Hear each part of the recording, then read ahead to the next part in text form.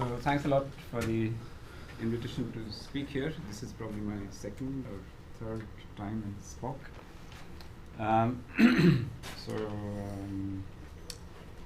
So what I'm going to talk about is so people who were there in, if anybody was there in the Strings 2015, part of this will overlap with what I said there.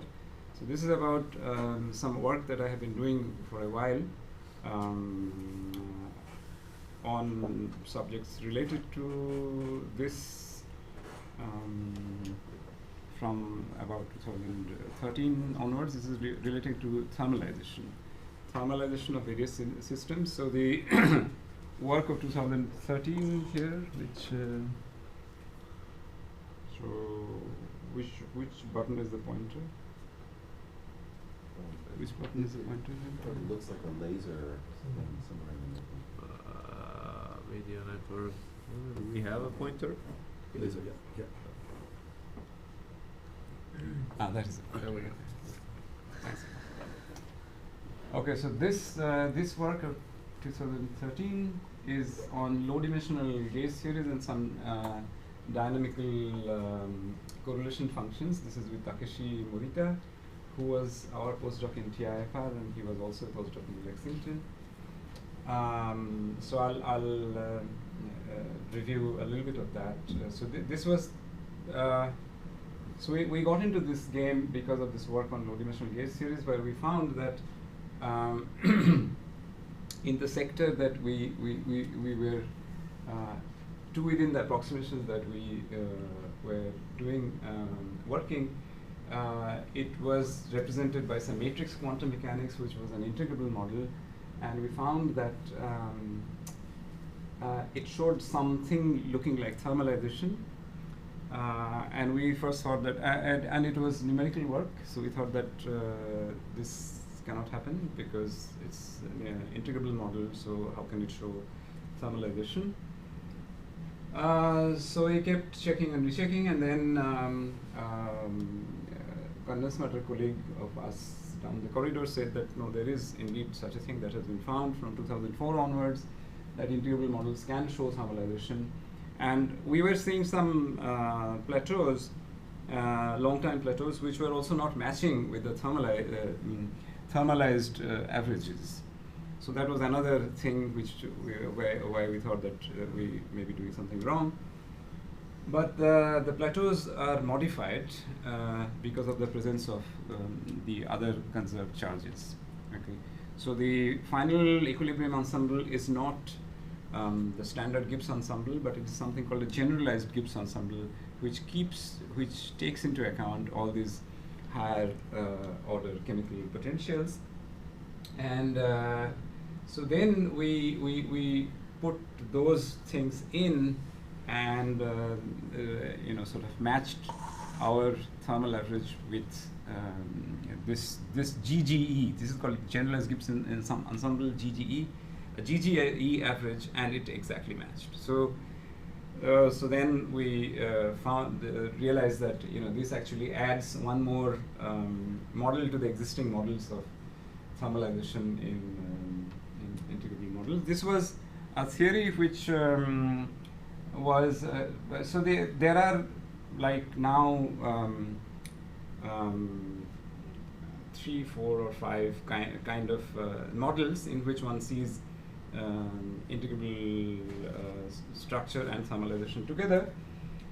But then, beginning of this year, we found that if you consider quantum quench to a conformal, to a gapless theory, then, as we know that the post-quench evolution can be described by conformal field theory. And in that kind of a situation, if the theory is also integrable, it has,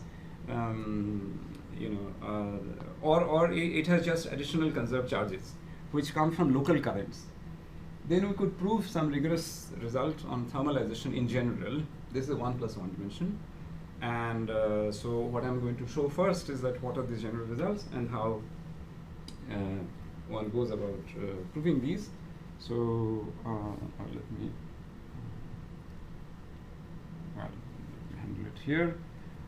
So okay, so there's some general lore about thermalization is of course a very important problem to know whether things thermalize or not. This is some cold atom system. Let me not get into the details of this. So there's a lot of drive to the theoretical studies of thermalization and quantum quench in general because of experimental progress in. So this is some cold atom system which is just allowed to diffuse, and one sees whether the system is thermalizing or not. So this periodic oscillatory behavior in time is time is coming from downstairs. It shows that the system is not thermalizing for this much time. So there are systems which do thermalize, as in here, and there are systems which do not thermalize, as in here. Okay. So that's sort of a general story. We know, of course, that I'm going to tell you a little bit about the Fermi pasta Ulam system, which has a nice little story. Maybe I can say it at the end, anecdotal story that they first saw that it thermalized because they were stopping the computer when they were going home. And one day, by mistake, they left the computer on. They came back in the morning, and then they found that the thing was, what looked like thermalized, so it had a revival. Okay, so I'll show you that picture. Anyway, so it didn't thermalize for a long time, and then so that's the famous example that things don't thermalize, and it's important also experimentally now to study this behavior. So for that system now, is it known definitively whether it thermalizes or not? So because what happens? I heard there was some recent. So there is recent progress indeed on that. So what happens is that, okay, so if you look at the revival, it does not the initial state is not exactly recovered at the end of the cycle. Then so there is a small departure. So there is a periodicity of that small departure also. Okay. And so then after a while the small departure also goes that has a cyclical behavior, whatever, and people thought that there is a larger cycle at which the exact revival does happen. But then now the story seems to be, as I learned from Oleg Evnin about a couple of weeks back, apparently it does thermalize. Okay. That's what I also heard. After a very long time, it does thermalize. So and so there is a so the non-thermalization was described in the continuum version of the Fermi pasta Ulam system in terms of solitons.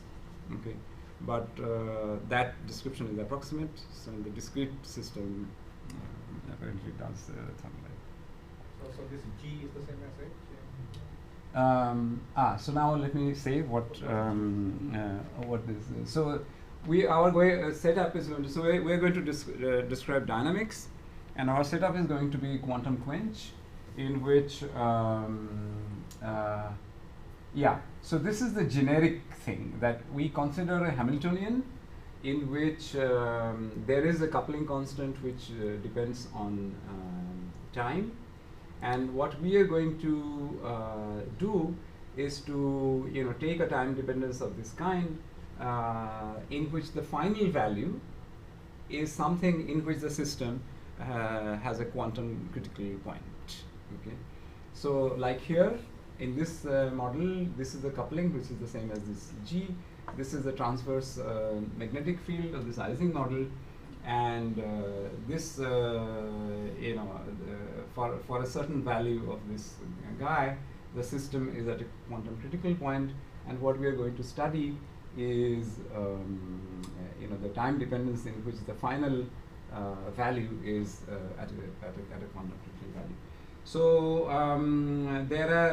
so there's of course a theoretical reason for there are a couple of theoretical reasons for doing this. One is that because the final system is gapless, okay, so you are always going to violate the adiabatic condition, no matter how slowly you drive this transition, okay, because the final system is gapless, and so even very slow things are necessarily non-adiabatic. So even if you start from the ground state here, okay, you are going to land up with some excited state here. So the kind of excitation that happens here for a large range of quenches is described by this Ibn-Zurek ansatz, and more refinements on these are being done. So Shumit is one of the leading experts on that subject, which also can be addressed from the point of view of ADS-CFT. So a large range of quenches means lots of different kind of protocols. In particular, how slowly this thing is being. So what we are going to do for most part of my talk is to consider a sudden quench, in which this will be like a single scale quench. So G0 is some relevant parameter, so it will provide one mass scale only, but depending on the shape of this function, you could have other scales. So like the width of this, okay, would be another scale, and there you could have all kinds of things here. Also, one of the questions that we'll be interested in is that how much of the quench protocol is remembered by the final equilibrium state. Okay, so here there was sort of RG lore, which was sort of put in writing by Calabrese and Cadi, that if this scale is very large, or alternatively compared to other scales in the theory, then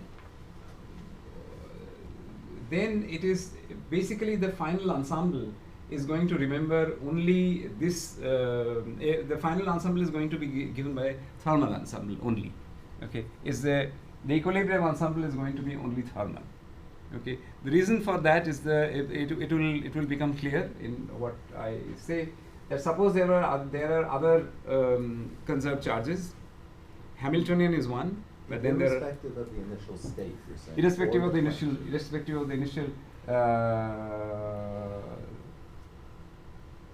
Well, if the initial state, so this is about ground state quenches. Yeah. So the initial state, of course, can have can be an excited state.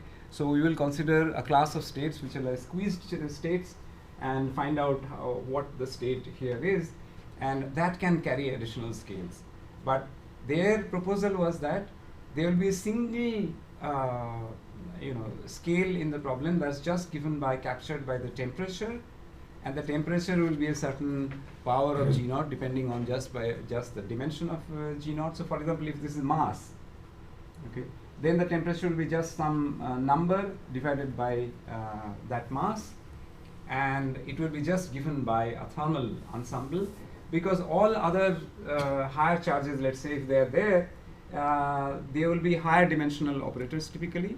So that's the example that we will consider. So at very large distances and times, okay, the higher dimensional operators with their chemical potentials, they will not modify the equilibrium ensemble. So although we, yes. Finish your sentence. Sorry? I said finish your sentence. Oh. So yeah. So although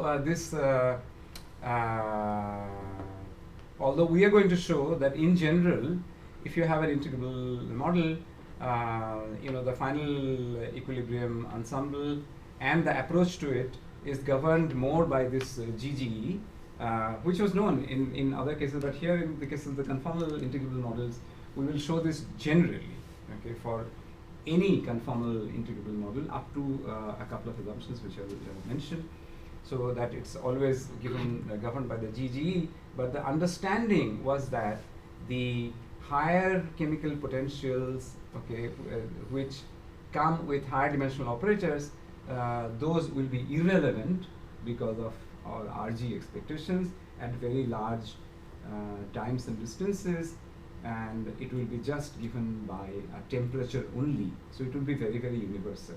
So we will find counter examples to this phenomenon. Yes? So what does the final Hamiltonian look like?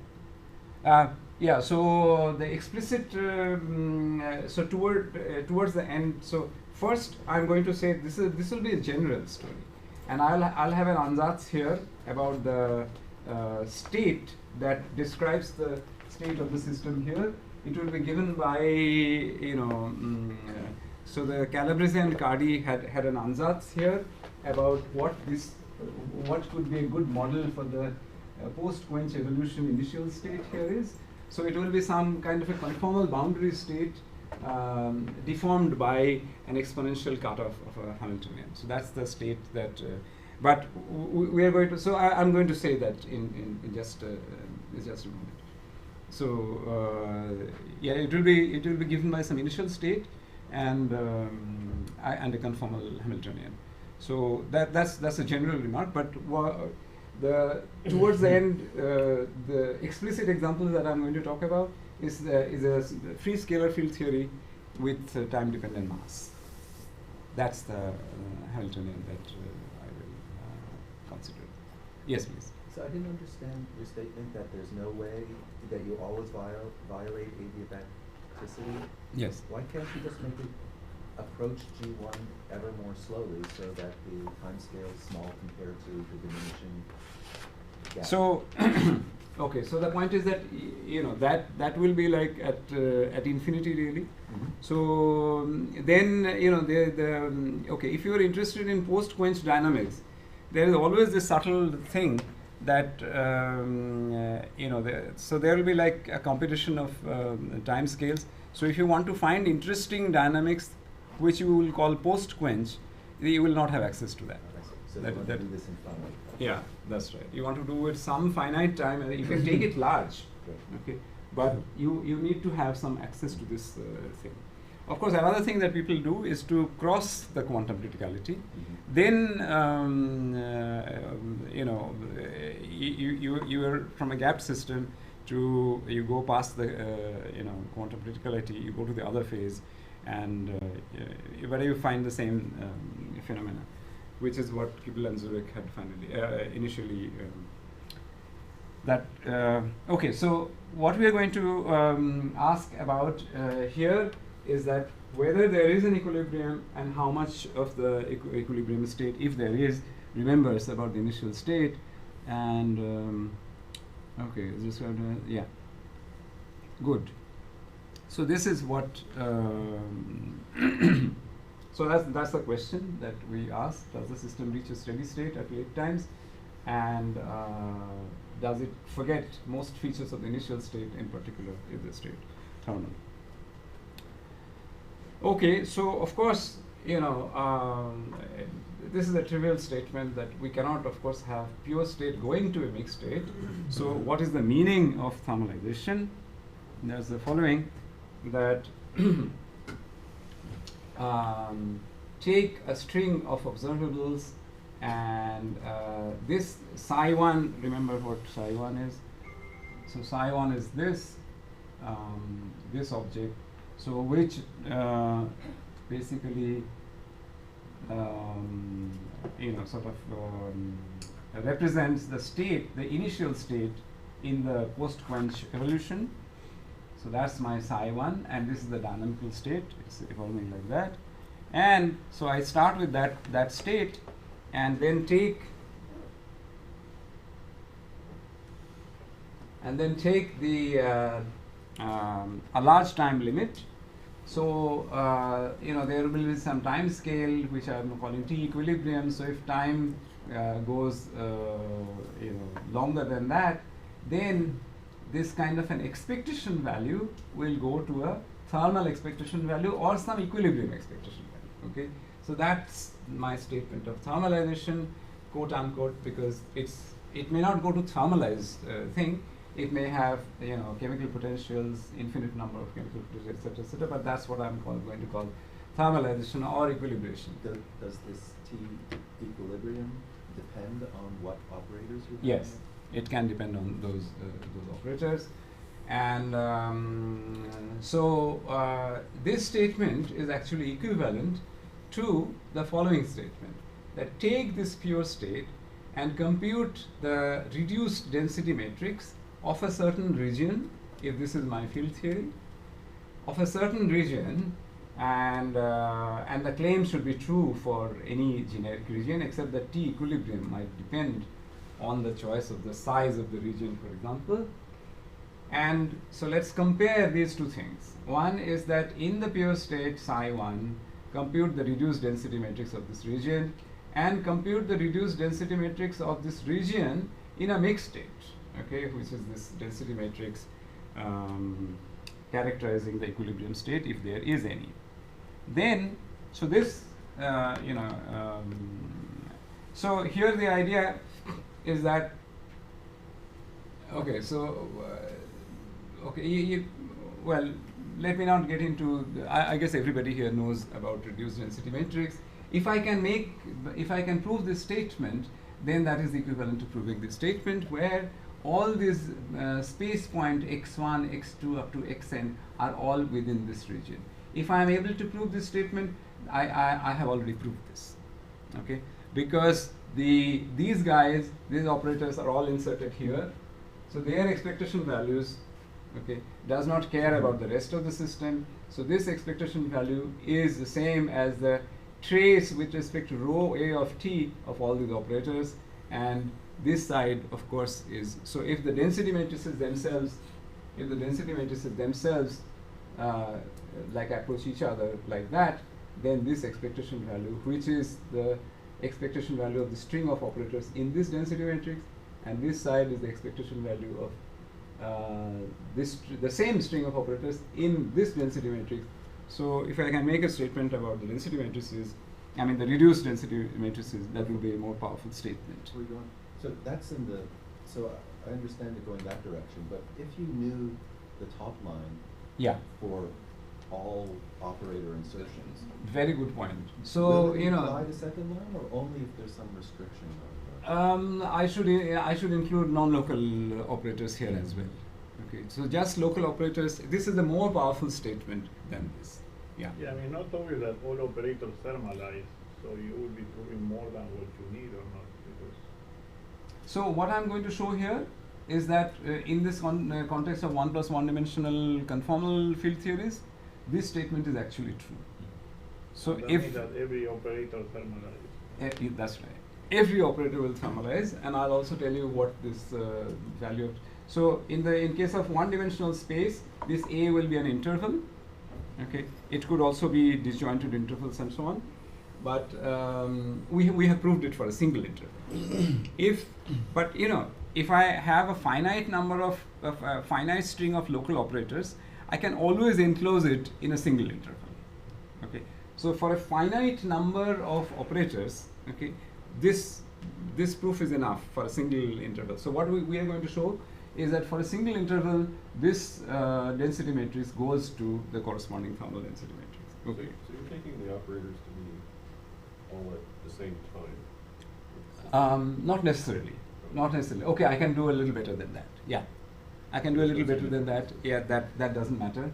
Or as long as all those times they exceed the T equilibrium, it will behave like time-dependent correlators in the thermal ensemble, time-dependent correlators in the equilibrium ensemble, where the time differences T1 minus T2, T1 minus T3, those things will appear in the final result. So that also, that is also captured by this one. So this is really a powerful thing to do. I mean, of course, results like this were known for cases where you had the Hamiltonian as the only conserved charge, and for 1-point functions and 2-point functions, etc., etc. But even in the case when without chemical potentials, without extra charges or something like that, this was not proved. Okay, so this is what we proved in January, and in July there was a paper by Cardi who proved the same result independently by the same method and so on and so forth. So I'm the going proof essentially establishes that exists a T equilibrium. there exists a T equilibrium. The result is actually a little more. So we are going to show the exponential approach, and we are going to compute that exponent, the thermalization exponent. Okay, So the thermalization exponent was conjectured by Cardy in 2014, and so we proved that indeed that is the thermalization exponent, but in the presence of extra additional charges, and in particular if the system is integrable, how that thermalization exponent modifies, that formula also we derive. Okay, so it's an exponential approach, and we compute the thermalization exponent. Does this And depend on the size or the shape of the region A? Okay, so we are going to prove these things for 1 plus 1 dimensional field theory. So the space is going to be, so this is a general picture, but the space is going to be 1 dimensional. So my region A is going to be an interval. So it does depend on the length of the interval. This T equilibrium is going to be proportional to L, the size of the interval. Okay, all right, good. So yeah, so just some names. So quantum ergodic hypothesis says that an equilibrium state does exist in the sense of the previous slide, and it is given by the microcanonical ensemble in the sense that it is so this is of course in case when the only charge, conserved charge, is the energy. What you do is to compute the energy of the initial state and construct a microcanonical ensemble of that initial state, and then the rho equilibrium, the equilibrium state is going to be the microcanonical ensemble characterized by that energy. So it remembers of all possible properties of the initial state, it remembers only the expectation value of the Hamiltonian. Okay, it doesn't remember anything else. That this is of course a generic. Suppose you have a theory like even a minimal model which only has T, then there'll be only, then it will be able to thermalize with only one temperature scale. Is that Yes, is yes, that that's so a conformal theory would come to that form. A conformal theory would also thermalize to that temperature. Well, not the theory itself, but some State. reduced density matrix of some interval and so on and so forth. The whole theory thermalizing is a difficult notion to. But it doesn't matter quantify. where I start with, or I have to start with a particular class of states for this. Well, it does. You have to start with some state, which so I'll tell you what class. Yeah. So you have to start with some state, which of course is the dynamical state. It's a non-eigenstate of the Hamiltonian. No, I guess yes. And this hypothesis is supposed to be true for some class of states. Okay. This is not a this is not a theorem. There's just a hypothesis that for some class of states, rho equilibrium will exist, and so I'm going to say what the class of states for which we prove it, and then No, I was just about to ask for a standard counterexample. yes, So the following kind: take any CFT 1 plus 1, yes, and you make a localized excitation. yes, So then I have the stress tensor T right, is in that localized in that ball, yes, but because T is only a function of Z, yes, you will get a function of x plus and a function of x minus. So the T wave only goes as little pulses, one traveling in the speed of light to the right, absolutely, one traveling to the left. absolutely, And this just keeps going on. yeah. So that is not doesn't That is not cover it? covered. That is That's not covered. That Okay, is so not covered. How do So you exclude that? I'm going to say. So this, what I'm going to describe here is something called a global quench. What you are going to talk about, what you just described, is something called a local quench. Okay, Because in that's which the very local. disturbance is, in some place. So if this region is sufficiently large, then all the quasi-particles, there's a stream of quasi-particles, they go left and right. Okay. So if you compute, for example, the entanglement entropy of that, as Tadashi had computed, okay, so you see some thermal-like behavior for a limited region of time. After all so some stream of quasi-particles is coming to me and trying to thermalize me here, and then it leaves. Okay, so nothing is. So it is thermalized, but back to the original theory. Back to the original theory.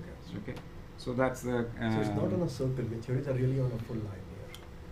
That is right. That is important. My space here is infinite. Okay, that is. But thing. another point, so like nowadays people talk about this phenomenon of many body localization. Yes. These are states which do not obey this eigenstate thermalization Hypothesis, yes. So you're going to prove that in 1 plus 1 it doesn't exist? So I'm going to prove that for the class of states that I consider, and there is some assumption about the spectrum, okay, and I'm going to show that for specific cases, okay, so basically, you know, so this was the conjecture of Calabrese and Cardi, that for a single scale quench, okay, the initial state for the post quench evolution, single scale critical quench in which the final theory is gapless, the initial state for the post quench evolution can be modeled by a form. Let me show you already.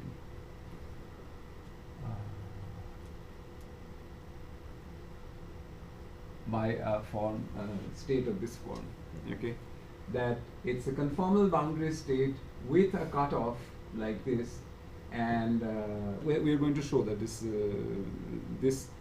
indeed is true for in specific examples, that you can model. So this is modeling quantum quench in which you you know, introduce some time dependent. Okay, this is a particular thing in which it is sharp and sudden.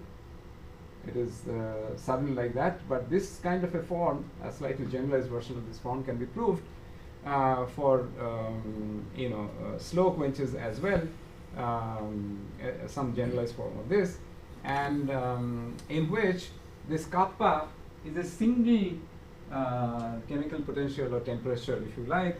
I mean, it's not yet a temperature, it's just a cutoff parameter. This cutoff parameter is determined by the single scale that appears in this model. So this was their ansatz. And here, this local quench versus global quench, where does it come? It comes because the coupling constant is allowed to vary only with time. It's not allowed to vary with space. Okay. If I also allowed g to be this coupling constant g to be a function of t and x, then it would correspond to some local excitation. You know, you are basically let's say there is some locally site dependent magnetic field which you are you know, sort of giving some RF frequency to that, things like that. But here we are going to do homogeneous quantum quench, which is also called global quantum quench. So let me go back to just a thing here. Okay, so this is the quantum ergodic hypothesis. So, and the thing is that besides the energy, all other details of the quench are forgotten at late times. So this hypothesis will of course have to be modified if there are additional charges, and so there are gravitational analogs of all of these things. Is that if you have so as we know, I mean, okay, so this is more for audience who don't know this ADS-CFT analog of thermalization. So the ADS-CFT analog of thermalization is gravitational collapse, which forms a black hole, and the no-hair theorem is the gravitational analog of this quantum ergodic hypothesis, which says that it remembers the field theory system remembers only the initial energy and not any other initial property. And here it says that whatever the mass of the collapsing matter is, that characterizes the black hole and nothing else. But of course, except that, you know, you can also have some other finite number of charges, like angular momentum and charge, whatever global I mean charges are there in the system, gauge charges. And so, and you know, so this, okay, well, this is all the standard stuff. That pure state, of course, cannot get into this. So the, in effect, in terms of you know, expectation values of certain operators, this is this state will start looking like this. But if you have very, very fine-grained observations, then you know, this really would not go into that, perhaps, and so on. I mean, so that's the story of this information loss. And so, as I said, in this thing also, perhaps the best thing to think of is that the sorry, there should not be any get and this notation here. So the reduced density metric should go to the reduced density matrix of. Anyway, so what I'm saying is that the quantum ergodic hypothesis, okay, has a close analog in the no-hair theorem. Okay, so and this holds for gravitational collapse because it remembers only the mass or maybe finite number of other charges. Okay, so that's okay. That's just a thing of. So this is some, just a picture of the Fermi pasta ulam as I had promised. So what they did was to have some weakly anharmonically coupled chain of oscillators, which started at the first normal mode, and all other normal modes were switched off to 0 at the initial condition. And so they used to observe up to this one, and if you observe up to this, you will see that, or up to this point, let's say, that the second, third, fifth, fourth, whatever normal modes, they are all coming up, and the first normal mode is going. So there's sharing of energy between the various normal modes. But if you go to whatever units this 30 is, that it's almost come up. But it really almost came up. It didn't really come up. So that's the Fermi pasta ulam thing. And so these are, of course, these computer calculations, the calculations designed for this computer maniac. So we have, done calculations in 1 + 1 dimensional critical system with boundaries. So there's some work done with my student Ritam Sinha and Tomonori Ugajin, who was Tadashi's student, who's a postdoc at Santa Barbara now. And so this, so you can do these calculations in quantum critical systems with spatial boundaries, and you have similar rival things here. Okay, so and I can tell you in greater details in what kind of a system you expect this revival and in what kind of a system you don't. But anyway, let us go back to the thermalization. So okay, so this was the quantum ergodic hypothesis was basically tailored to consider systems with essentially Hamiltonian as the only conserved quantity. And normal expectation of, as I said, integrability is that it is a non-ergodic system, and therefore it should not equilibrate perhaps. So this is some example of a dynamics, never mind what the quantity is that we were computing. So this is some work done with Takeshi. So this is something that came up in the context of low dimensional gauge series. And so this red thing was a computer experiment, and then the black line is something where we applied a more powerful method of fermion representations and eigenvalue densities, whatever it is. So they all showed some kind of thermalization, and the thermal expectation value was here. Okay, so it didn't match, but then the GGE expectation, the expectation value in the modified ensemble is here, and our actual dynamics, closely hugs this after a point t. And this is some list of models, okay, not in conformal field theory, but list of general field theory models where you find this behavior that you have thermalization in integrable models. So these are the models that you normally hear about when you hear about GGE, generalized Gibbs ensemble. Okay, so now, so this is something that I have already said. Okay, so in the rest of the talk, these will be the details. Develop a general description of critical quench in 1 + 1 dimension, extend to integral models, prove quantum ergodic hypothesis for arbitrary integral conformal field theory, a generalized version of quantum ergodic hypothesis, compute the relaxation rate. So in case the relaxation rate starts depending on not just one scale, the temperature, but also the chemical potentials and so on and so forth, you lose some universality. There were some universal relations which were found by Calabrese and Cardi, and those are gone. Okay, but you can invent some new universality relations, which is what I'll tell you also, with multiple scales. And then there's a holographic interpretation that quantum algorithm, the modified version of the quantum ergodic hypothesis, which has an infinite number of charges for integrable models.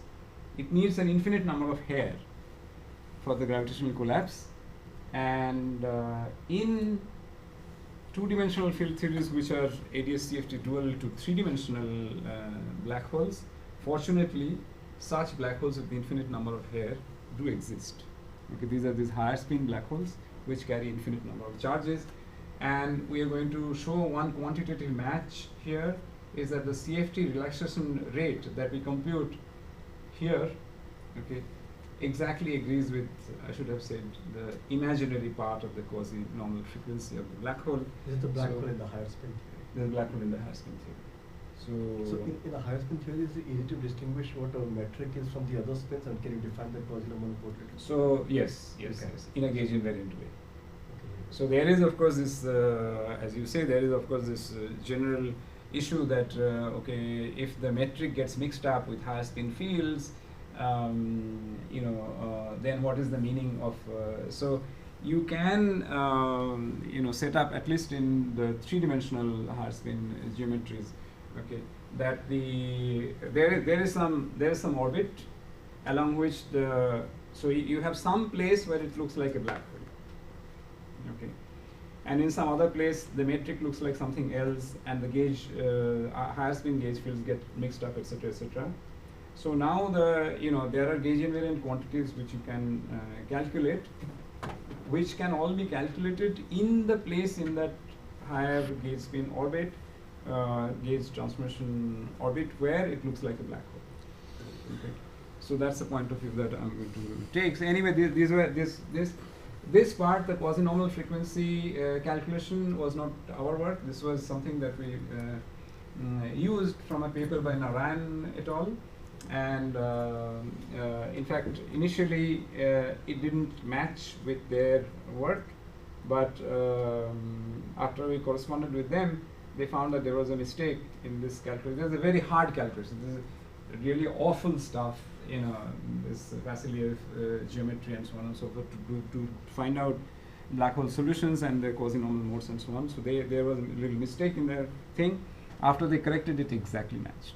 Okay, so that's the main points that you should look out for is how this proof goes for the thermalization and the computation of the relaxation rate, new universality, and this matching. Okay.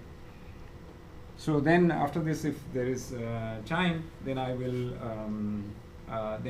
talk about explicit examples. So these will all be general conformal field theories with infinite number of other local currents. We will model them by W infinity current algebra, but that's not necessary. All the higher conserved charges just have to be derived from some local currents. We don't really insist on them having W infinity algebra. Okay, so this is, as I said, this is the... Is there a distinction between, is there a notion of complete integrability of conformal field theories? Yeah, that's a good question. I mean, our results don't quite insist on integrability, even if it has finite number of conserved charges, which are all derived from local currents. We are okay with that. But your question is independently important. Okay, whether which ones should I call integrable? So when I call something integrable, I have an example in mind of W infinity algebra representation. So if the CFT carries a representation of W infinity algebra, so I would call that integrable. But whether it satisfies some other notions. In fact, there could be situations in which there are global charges, okay, which are distinguished from the Hamiltonian, and they still don't come from a conserved local current. Okay, that is also possible. But for my proof, I do need that the extra conserved charges come from local currents. That I do need. The W infinity currents give rise to conserved charges? Yes. Yeah. So W infinity, just like the Virasoro algebra, which goes like this. So there is an L0 and L0 bar, okay, which is something that you can think of as a diagonal. And similarly, W, infinity guy is also like W3 or whatever, and all of W infinity. It also fans out like that. It has these other modes, but the zero modes of these, they are the charges. I mean, like if you take the W current, integrate over a contour, okay, let's say on a fixed time slice, then that gives you the W naught, Wn naught for every spin, let's say. What's the simplest example of a theory which has, let's say, a W3? That I think is one of the Potts models or something that Zamolodchikov found. Rational conformal field theory follows the Rational conformal field theories. So there are examples there. So there's one example which has W3, and then there are other examples which has other higher algebra onwards, right? So yeah, so and you can show that the spectrum of primary fields of that theory follows the representation of W3 algebra. And W infinity algebra, you're saying W infinity, what's the simplest example? Like free scalar field theory, free fermion field theory, these are simple examples, and you can have parafermions and such like. Okay, good. So now you can have more complicated stuff. I mean, so the coset models, yeah, and yeah. So like there is this conjectured Vasiliev duality, the field theory Vasiliev duality of Gabardiel and Gopakumar, okay, where they have this coset models, which are all representations of W infinity, and the corresponding Vasiliev theory, is also known, and that has high spin symmetry. So, yeah. Okay, so so this was the conjecture of Calabrese and Cardi that the state here, okay, is given by a conformal boundary state. Okay, so this is a state which is some state on the boundary. It could be a time-like boundary.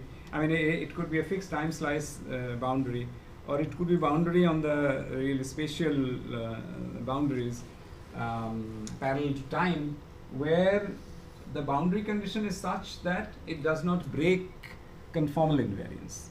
So, for example, for scalar field theories, fermion field theories, Dirichlet and Neumann boundary conditions are simple examples of conformal boundary conditions.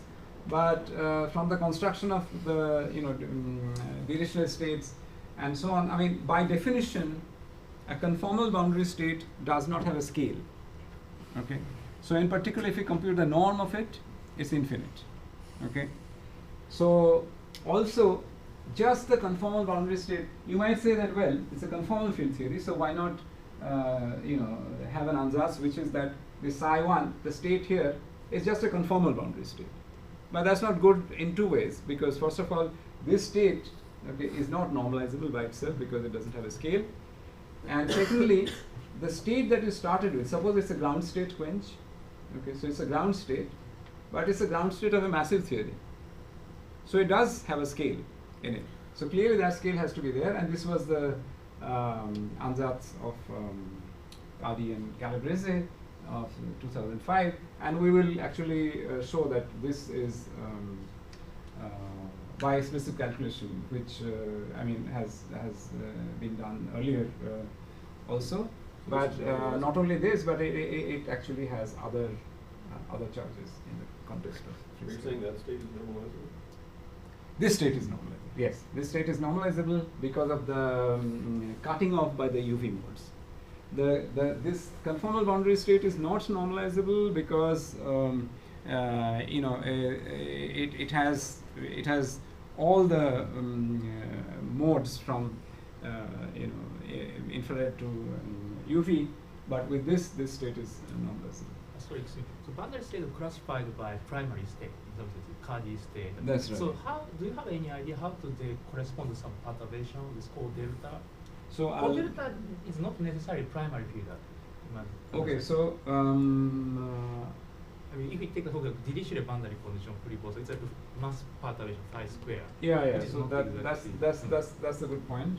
So what we will Or find, in other words, how do I determine which boundary state I'm going to? There's so Yeah. many of those. yeah, that's right. So what we'll find here, of course, is that in the case of the free scalar field theory, it will be a Dirichlet Yeah. boundary condition. But in general, what we will, I'll probably not be able to go into the details of this, but the dependence on the particular choice of the boundary state will not matter in what I'm going to prove. Mm. Okay, so for example, the time dependence, okay, is like the relaxation rate and the final thermal final equilibrium ensemble. These things will not depend on the choice of the boundary state at all. No, only constant term maybe. Only some constants will be determined by the choice of the boundary state, but that will not matter for us, especially when my space is infinite. But when the space has boundaries and so on and so forth, as we discussed, these guys might be more important, etc.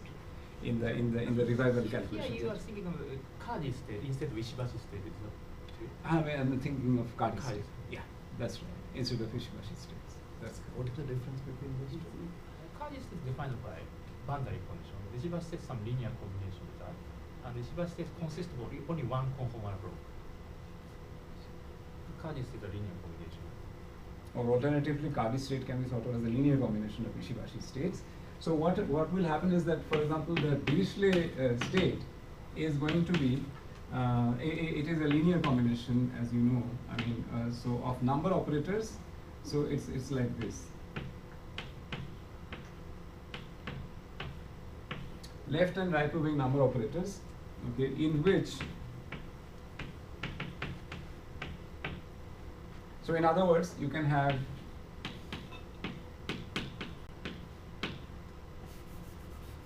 sum over all possible number operators. This is of the form, this is formally similar to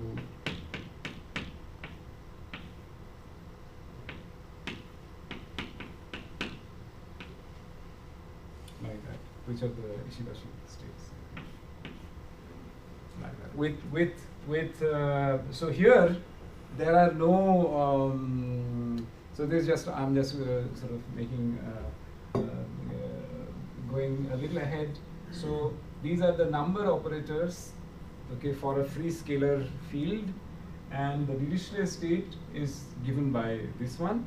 So this is a particular choice of Cardi state in which I have these these objects, the number operators, and it's a uniform number. Well, the analogy is not really exact, but What is a JJ theta? these are the Ishibashi states that he talked about, which are in one-to-one correspondence with the primary operators in So the J labels the primary. J labels the primary. So Ishibashi state is a maximally entangled state in one conformal block. That's right. That's correct. That's correct. Ishibashi state is maximum. So in general, you can have some boundary conditions here in order to go to a Cardi state. But in the first line, you wrote the weightage is 1 for all of the equal weight. Yeah, I can expand on this a little bit more. This analogy is not. It is similar to this decomposition. Maybe, yeah. These are here. The primary fields are given by vertex operators. Okay, so there is also a sort of momentum label here, but I'm taking that momentum to be 0. Okay, because you can have a modification of the Dirichlet state in which there is a 0 mode of the scalar field carries some momentum. Let's say I put that momentum equal to 0. Then the various normal, the various vertex operators, I mean the various primary fields are given by del phi, del square phi, whatever, all that thing, and these create states like these. Okay, slightly, this is also not quite correct. You have to really look at the eigenmodes of those operators. And but this decomposition is similar in spirit to this decomposition.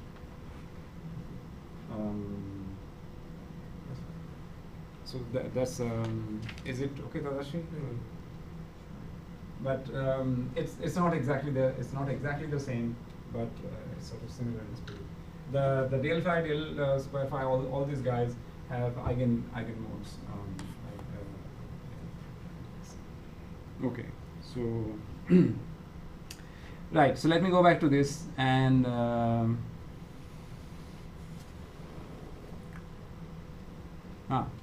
So okay, whatever. Oh, this was the logic of why this was invented. Is that if the energies that are of interest to us, was very small compared to the kappa scale, then essentially it would be like the conformal boundary state, and that means that suppose that this this scale here, it is pushed up to very high scales, then and you are interested in sort of energy scales of this thing, then to this this excited state would look like a scaleless state, and it would then the time t equal to 0 boundary condition here would look like a boundary condition without a scale. So then you should use a conformal boundary state, because this scale has effectively gone to infinity. So there is no scale, but the way to bring that scale back was to use explicitly a cutoff. This was the kind of logic. I mean, this is one of the kind of logics that. Okay, so this I have already mentioned that. This is something that I'll call the Calabrese-Cardi state. So it fails to consider multiple scales, because when the quenched protocol has more than one scale, like you have a tan hyperbolic function which has a height and a width, then it will be just one single parameter, one single cutoff, fails to take into account multiple scales. So you need other cutoffs, and of course also multiple charges. You expect that the equilibrium ensemble will remember other things than just the energy. So that also corresponds to. So therefore, our proposal was a generalized form of the Calabrese-Cardi state, which is this, in which there is one cutoff for the Hamiltonian, and then there are other cutoffs for the higher charges, which I am calling Wn. Necessarily, it doesn't have to be necessarily derived from W infinity current, but it can be some other charges which have local currents. So this was our proposal, and so whatever the reasoning for their state is, I mean, even if I sort of accept the basic logic for that, it is inadequate for the reasons that I said. And we'll find that in case of the scalar field theory model, explicit models, scalars, fermions, what have you, and even if you don't start from the ground state of the massive theory, but some excited state of the massive theory, which we have computed also, like squeeze states, then this formula is the most is the general one. Okay, so this so in particular, the number of conserved charges could be infinity. Okay, so this is an example of a scalar field theory in which this model you can explicitly compute the quench. For example, in particular, if this function, this is scalar field theory time dependent mass. If this function is, for example, tan hyperbolic, and there's a whole host of other functions for which you can, so you start with the ground state here, of the theory, and what you end up with here, is not going to be the ground state of the new theory. In particular, that is, so this theory, the ground state I'm calling 0 in, and the ground state here is 0 out. So 0 in is not 0 out. And in this particular case, you can explicitly compute what this is. this 0 in turns out to be just some kind of a Bogoliubov transformation of this. Okay, basically, you know, you can compute this. One cute context in which this appears is in time-dependent cosmology. Okay, if you compute a time-dependent cosmology with some time-dependent metric, so the time dependence arises in the metric, but you can make a transformation so that the time dependence comes on to the mass. Okay, so evolution of a scalar field in a time dependent metric in which only the scale has time dependence is equivalent to this mass. So as a result, this problem was already solved in Birrell and Davis, okay, in one of their chapters in which the particle creation was computed. So that particle creation was given in terms of the Bogoliubov transformation of this kind. Okay, so the initial vacuum and the final vacuum, they were related by Bogoliubov transformation, and these coefficients, okay, were responsible for the particle creation. Okay, so you can just take these formulas, okay, and you can write down. I don't know whether I have written down explicitly what these fellows is. So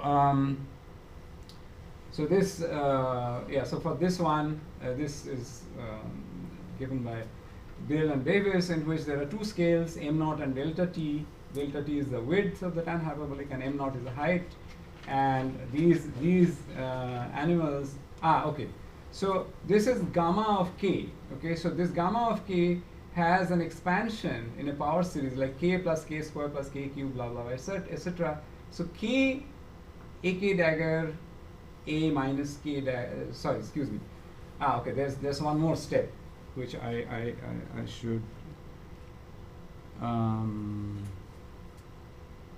Okay, so let me say it here on the board. Maybe it's there later in the slides, but I don't know whether I'll be able to get the time to do this. Where are the dusters? Yeah. Can I ask one thing? Yes. You said that the tan hyperbolic, and you have already considered there are two scales, right? One is m0 and one is delta t. Yes. Right. And you said if you to take one scale, then the exponential comes with one scale, right? Yes. And there are two scales, so I expect two scales to come in the exponential. Indeed. But I can already see there are you have a sum. Oh, good point. Okay, so the only kappa 2 and kappa 3. Well, in case of the scalar field, kappa 3 is actually 0 by Z2 parity. Kappa 2 and kappa 4, they are determined in terms of this m0 and delta t, but the rest of the kappas are determined in terms of them. So only the first two, or any two of the kappas, are independent. The rest are non-zero, but they are determined in terms of the other kappas. Okay. So I thought each of these kappas have an expansion in power of delta t upon m0. Each of these kappas are functions of delta t and m0, and you can expand them in terms of delta t. No, they are not just functions of delta t over m0 only. No, 1 upon m0 and then mon plus delta t upon m0 plus delta t whole square. That's an expansion you can do. Yeah, that's what I'm saying. That's an expansion you can do. Yes, Yeah. indeed. Yeah. And delta t dependent terms have i's in them, etc. Yeah. So Yeah. yeah. So this is something that Shumit has unpublished work on, and many of the things we are we have verified with what. So we in a have. sense, the answer to this question is yes, there are two scales, but everything is determined in terms of m0 That's and correct. delta t. That's correct. Everything is determined at the same m0 or delta t, or if you If you fix one of them, everything is determined in terms of kappa work, 2 and kappa yeah. 4, let's say. Okay, good. So how does this lead to that? So let me just say one little thing here. So it leads to this, like oh Jesus Christ. So anyway, so gamma k a k dagger a minus k dagger. This is what comes from Birrell and Davis. So that is 0 out. But you can do some, gymnastics with Baker, Campbell, Hausdorff to show that this object can be related to a similar thing with gamma k replaced by 1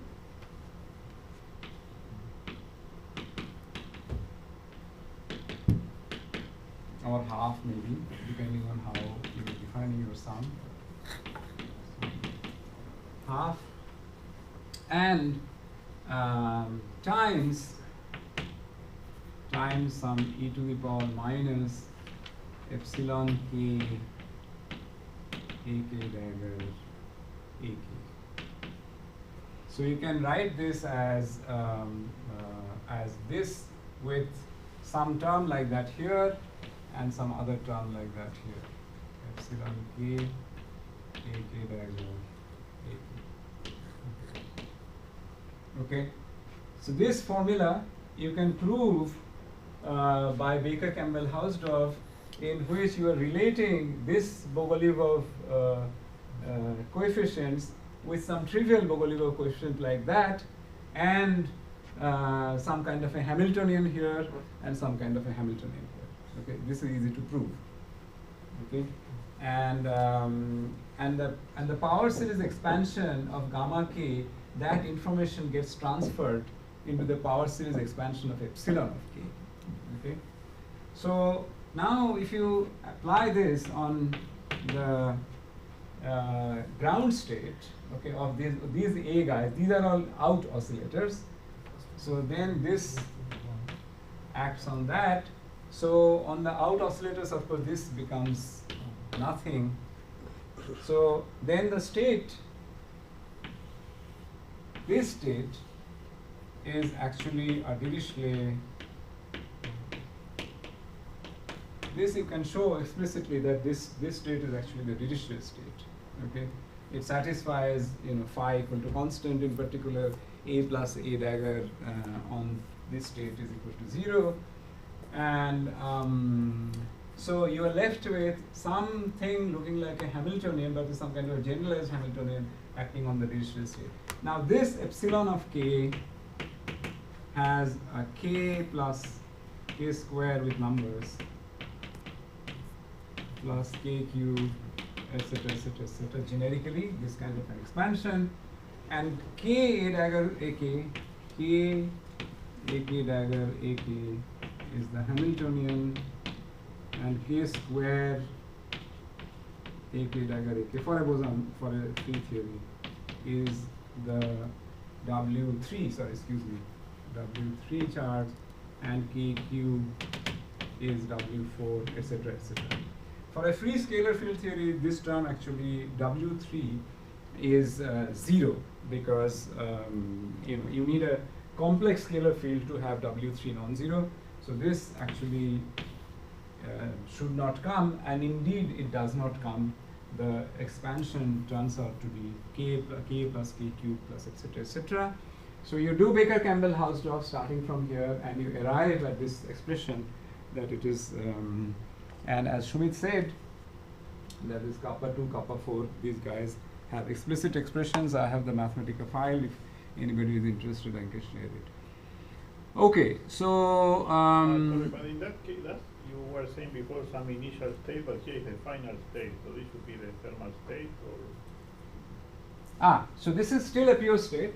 This is still a pure state, of course. But now we are going to compute the reduced density matrix in this state, okay, and show that at long enough time it corresponds to the reduced density matrix in a GGE state, in a state given by temperature and various other chemical potentials. So let me see what. Okay, so this is some slide about reduced density matrix. Everybody knows it here, so I can skip this. Okay, calculation of reduced density matrix. How does that go? So if you are interested, for the free scalar field, yes. This that boundary state, the Dirichlet state. So what are the W charges of those things? It's essentially proportional to k cube, like the W4 is proportional yeah, to those terms only. Yes. Yeah. So the W current, so the W4 current, for example, is given by del. So this is the holomorphic part of the W4 current, is given by del cube phi del phi minus some 3/4 of del square phi whole square. That's a W4 guy. W3 has this kind of a story. It is W3 has del square phi del phi minus del, so for it exists only for a complex scalar field, and is del square phi del phi bar with some I and coefficients and all these things are coefficients there, etc. So this is how it looks. So it's because of so it's always bilinear in the A dagger A fellows, which is what it is, and this structure says that it has two more derivatives compared to the Hamiltonian. So the Hamiltonian, of course, it comes from the stress tensor, and that's del phi. So if you look at this, it has two more derivatives. So if the Hamiltonian is given by k A dagger A k dagger A k, it will be W4 should be given by k cube A k dagger A k, and that's what it is. So you can compute these. And okay, so the okay, so this is some story about why the calculation of the reduced density matrix along an interval corresponds to calculation of a functional integral over two geometries glued along a certain cut. Okay, so but I presume that everybody knows it here. So okay,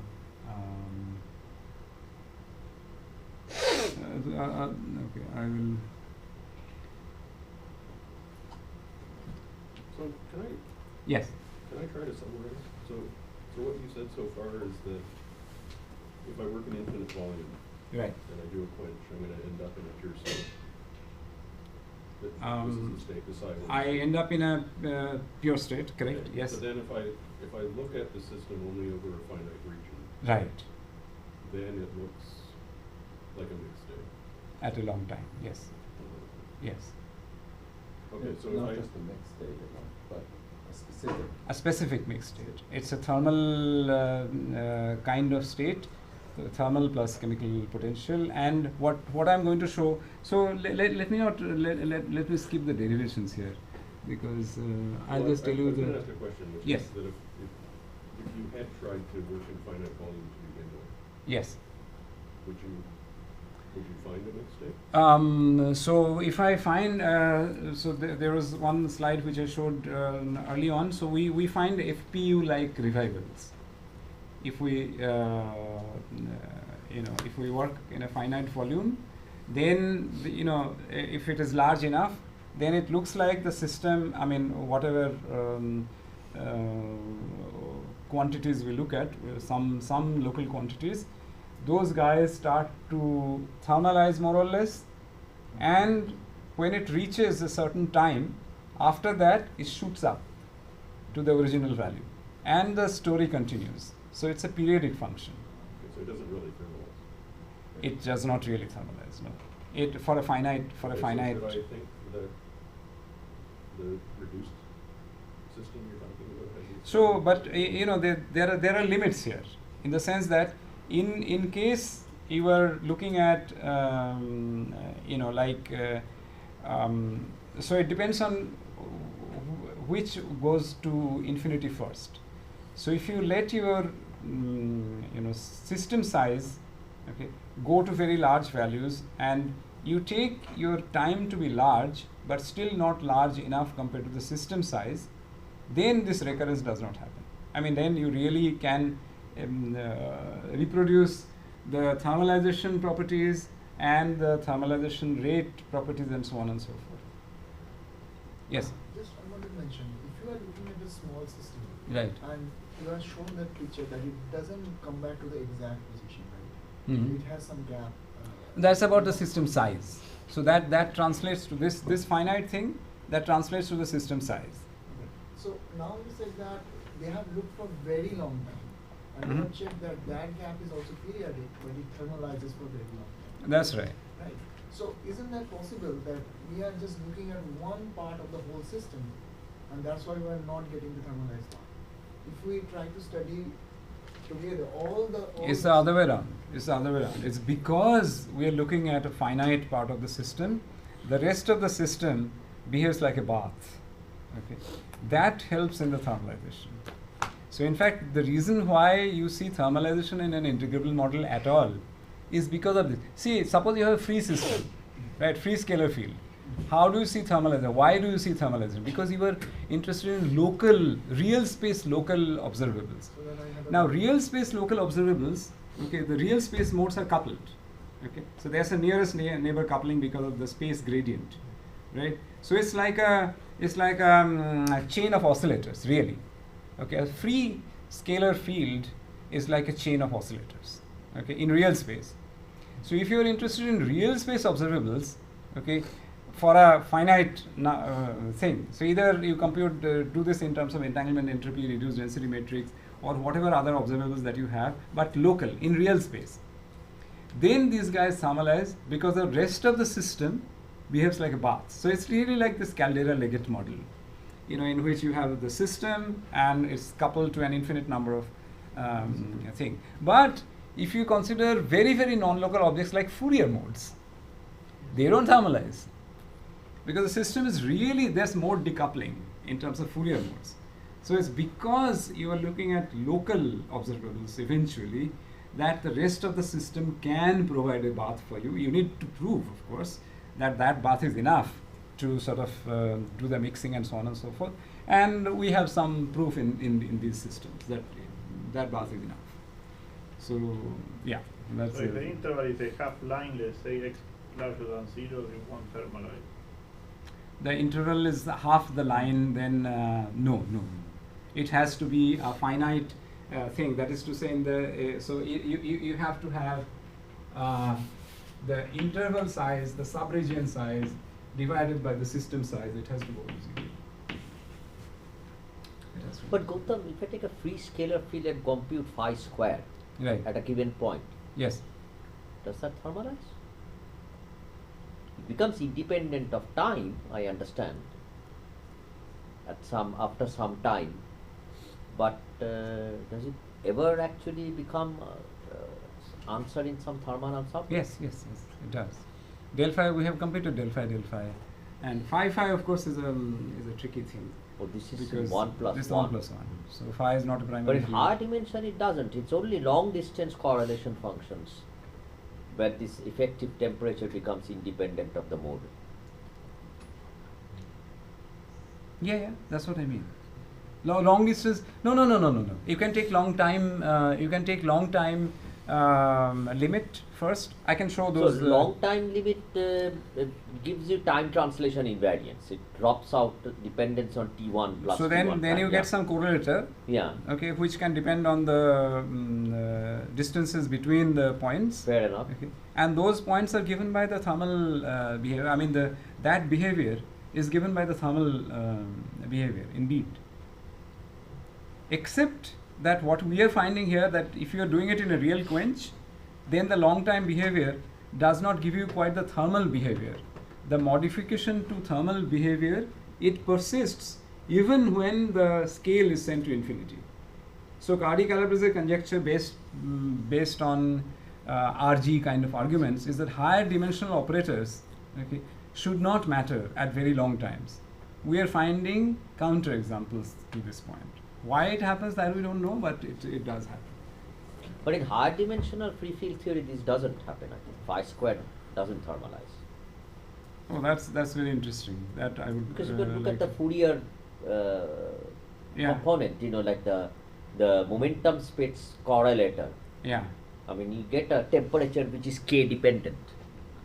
And if you are doing local quantities, you have to integrate over all k. And therefore, it can never give the thermal answer. Okay, so that so here what happens is that if I in 1 plus 1 dimension, Yeah. if I take the phi, Yeah.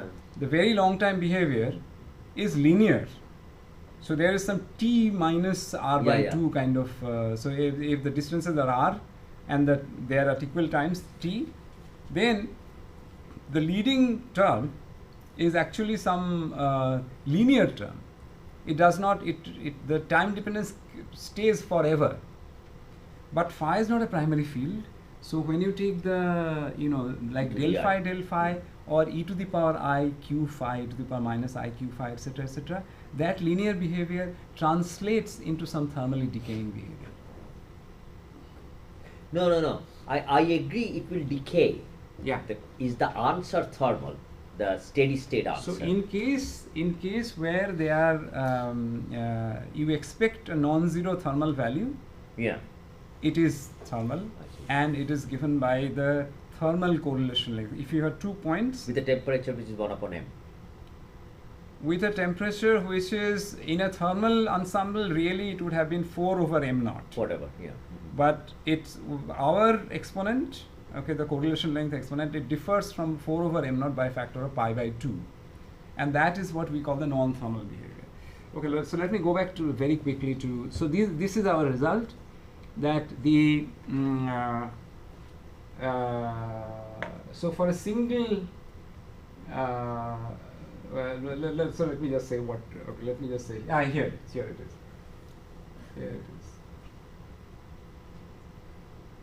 Yeah, here it is. So this is the generalized Cardy-Calabrese state, and this is the 1-point function of a single operator, okay, and this is our result, that it goes to a thermal value. For some operators the the equilibrium value, for some operators this equilibrium value can be 0, that is included, but if it is non-zero, then it's non-zero plus some exponential correction, and the exponential correction has the thermal part here, which depends on the temperature and the conformal dimension of this operator. But then there are these non-thermal parts which depend on the, I forgot to say something important, which is that in the Cardy-Calabrese state, okay, so maybe that will come later, Jesus Christ, that if you start with some state which is like, how much time do I have? I have already, okay, can I just take 5 more minutes? Okay, so this is the, so let's say kappa 4, W4, etc., acting on a boundary state, then these are just some preparation of a state, okay, but it turns out that the properties of this at long times are reproduced by the following density matrix, which is e to the power minus beta h minus mu 4 W4. In general, you have the kappa 3 as well, whatever. This, okay, we're divided by some normalization, where beta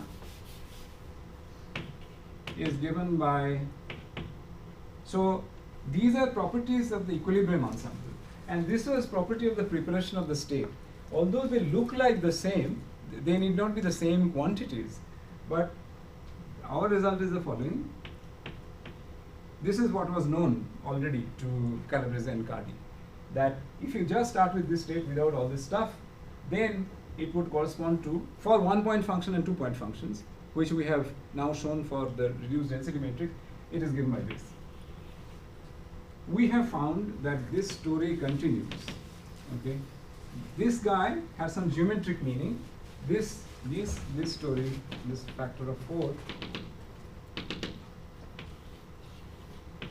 it just carries on for all the thing. The cutoff parameters up to a factor of 4, the same factor of 4 as in here, just continues to be the chemical potentials. The cutoff parameters, yes, please. Can I think of this as, you just have a reduced density matrix, therefore you have an entanglement Hamiltonian, and what you're doing is sort of just re-expanding that entanglement Hamiltonian in the local expansion in terms of the charges.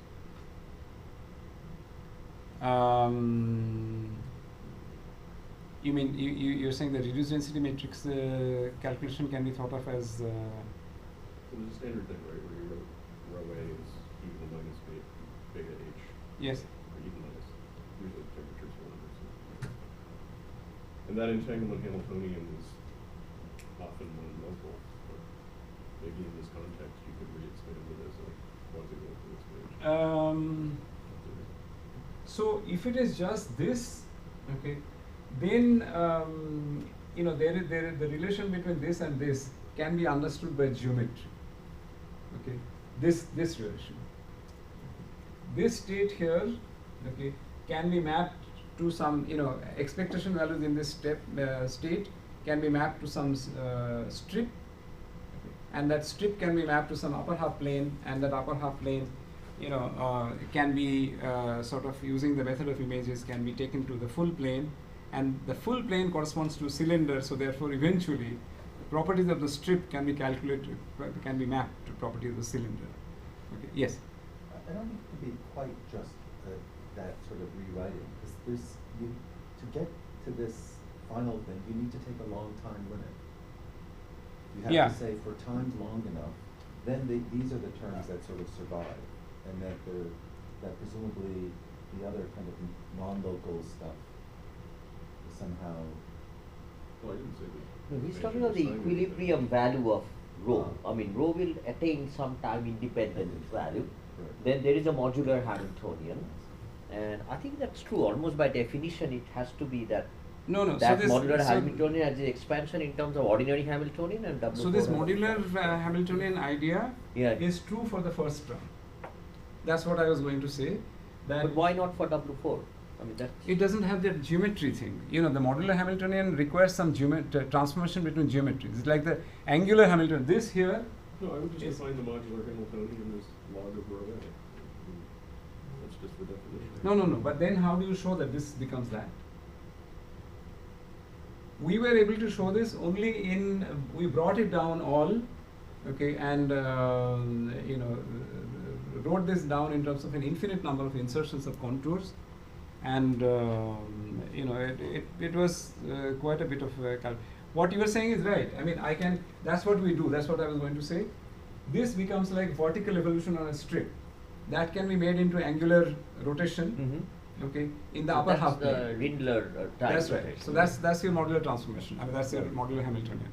But this is only possible for this guy because this has the interpretation, okay, as some Euclidean That image. H is Gautam Hamiltonian. That this H is no. This is all field theory. This is all field theory.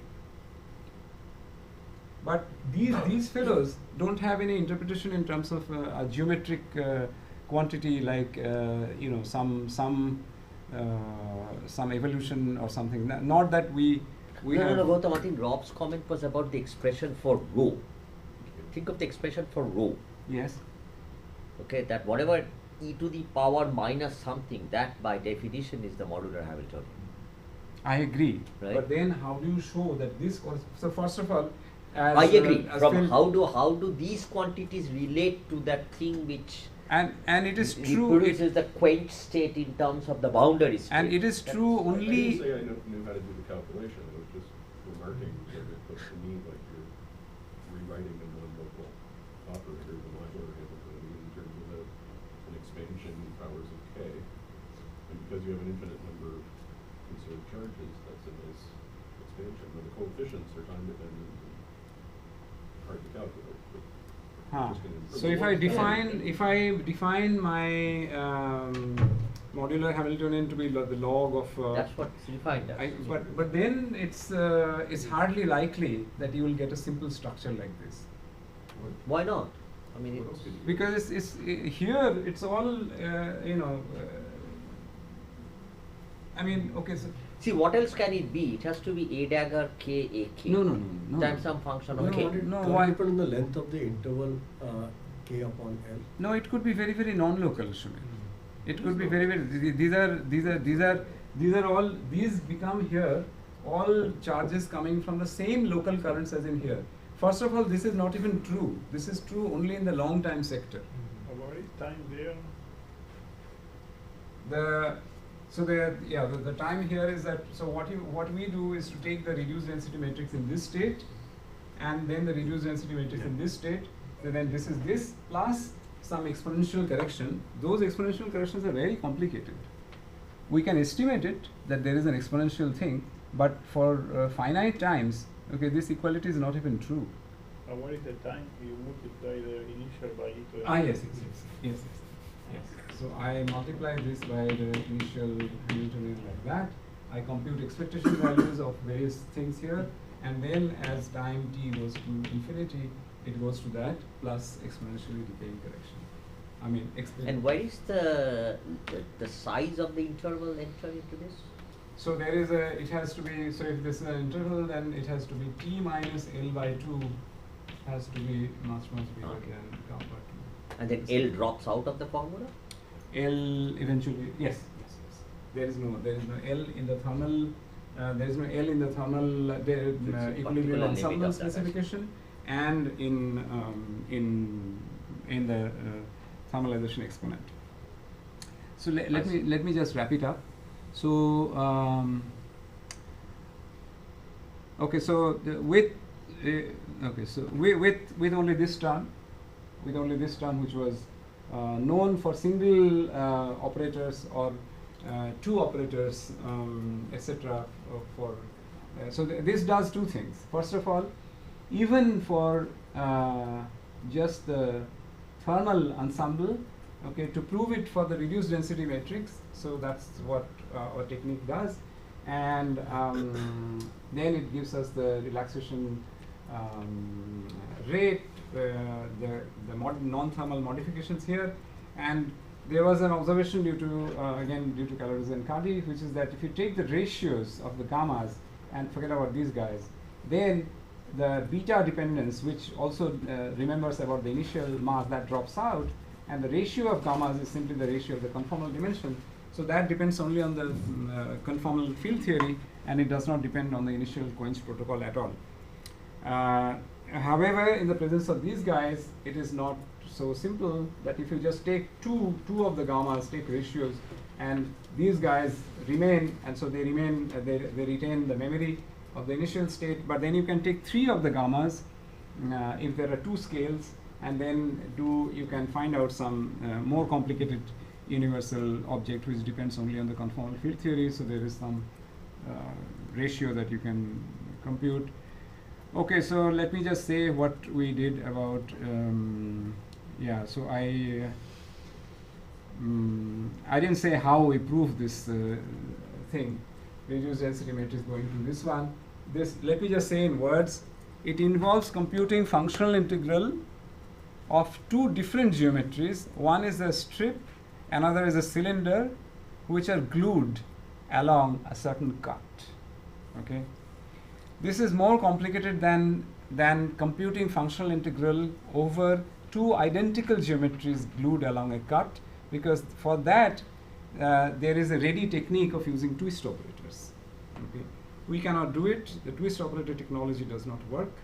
So we use something called a short interval expansion, in which each interval is thought of as a direct sum of quasi-primary fields sitting at the midpoint of that interval, and the gluing operation means that there is a way of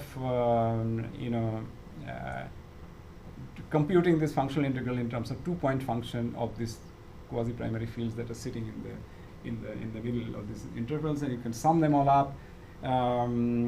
You cannot do this calculation to get any reasonable answer except at long times.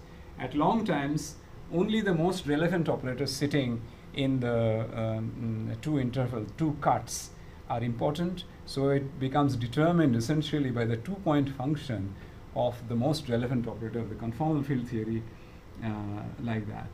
Okay, so now that's just a little bit of thing about what we did about holography. So this part everybody knows, but so whatever. So the vacuum is ADS, thermal is ADS Schwarzschild, thermal state is a single chemical potential, is charged black hole, quantum quench, gravitational collapse, ergodicity, no-hair theorem. I already said this. Thermal decay corresponds to quasi-normal mode. Thermal relaxation rate is the quasi-normal frequency, imaginary part of the quasi-normal frequency. And if you have integral CFT, so this is what we find is that, so this was already known, of course, that integral CFT corresponds to high spin gravity. Generalized Gibbs ensemble, partition functions of this object have been calculated before. and they found that this agrees with the partition function of the high spin black hole. Quantum cohesion integrable CFT, so this is what we would like to say, gravitational collapse to higher spin black hole, and thermal decay rate to, so this is our quantitative contribution, is that this object goes to the imaginary part of the quasi-normal frequency of the high spin black hole, and here's the match. So, okay, so this is just a slide on higher spin black holes, whatever. So this quasi-normal frequency for a particular high spin black hole in which only the third mu3, okay, this high spin chemical potential for the W3 charge. W3 charge exists in this thing because there's a complex scalar field involved, and so Gabo Mise, Gaba, Giraldo Rivera, and Narayan, and last year constructed explicitly a high spin black hole with a single chemical potential mu3, and quasi-normal frequency has been calculated for the bulk scalar, which is the thing. And the imaginary part of the quasi-normal, this is from their paper after the correction. It's that. And our result for the thermalization rate for the single chemical potential would be just mu3 q3. So delta, so now it has been calculated, the ADS-CFT dictionary, that for that scalar field, okay, this delta is actually given by 1 plus lambda, and the Q3 is given by 1/3 1 plus lambda, whatever is needed. So it is this, okay. So the value of delta and the value of Q3 had already been calculated in various papers. So you just put that in and you match with this, and it of course does match. So the imaginary part of the quasi-normal frequency exactly matches the relaxation rate. So now we have sort of reasonably complete story that you can have a collapse to a black hole with an infinite number of hair, and that is what corresponds to integrable theory. And dynamical things also, it's not just equilibrium properties which match, but even dynamical properties at long times, they do match, which is this. Okay, that's the last thing. And that's it. I don't have time to go into the proofs of what we did, but I would like to stop there. Sorry for going way over time.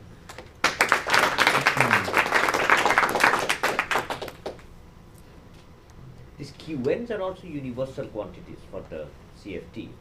They follow from representations of the W algebra, right? Yes.